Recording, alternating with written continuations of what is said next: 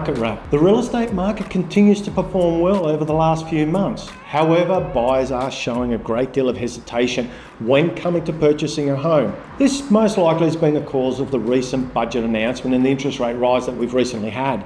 With the common question that I've been asking, what does the budget impact for you as a client? If you own an investment property prior to the 12th of May 2026, there is no changes to negative gearing. However, if you buy a property between the 13th of May 2026 and the 1st of July 2027, you can still claim negative gearing, but only on the income that's generated for the property. For example, in the past, let's say you rented a property and the rent was $25,000, however, the cost was $30,000, you'd be able to deduct a shortfall being $5,000 off your income. This would be previously done on your income moving forward. However, this is no longer permitted. Any losses that is accrued as a result of the property will stay with the property until it cancels itself out with the income generated.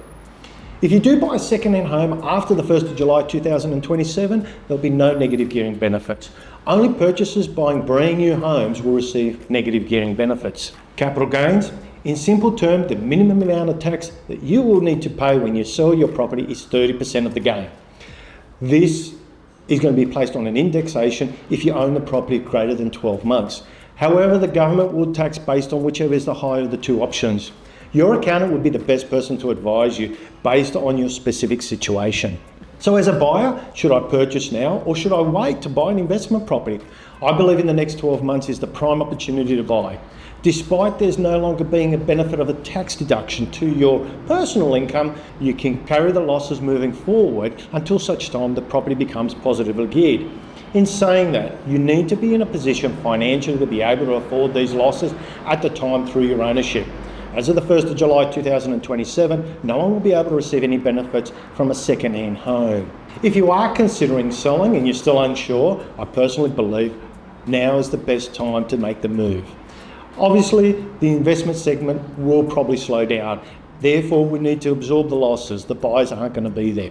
That being said, the next 12 months, I believe, will be the best at a seller. While properties may soften in the year as we progress, we will find a stable position before returning to a growth over the long term. Landlords, well, I believe you'll likely see a rent increase, but this won't be in the immediate future.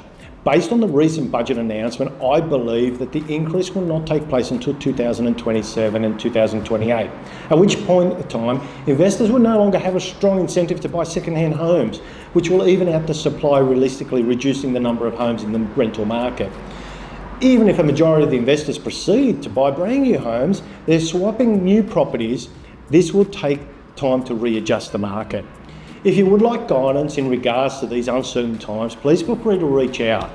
We'll be more than happy to help you towards a better place. For some of our clients, we've simply been able to help them with our affiliated company, Bid and Borrows, just to restructure their loan. An interest-only option might be available for you.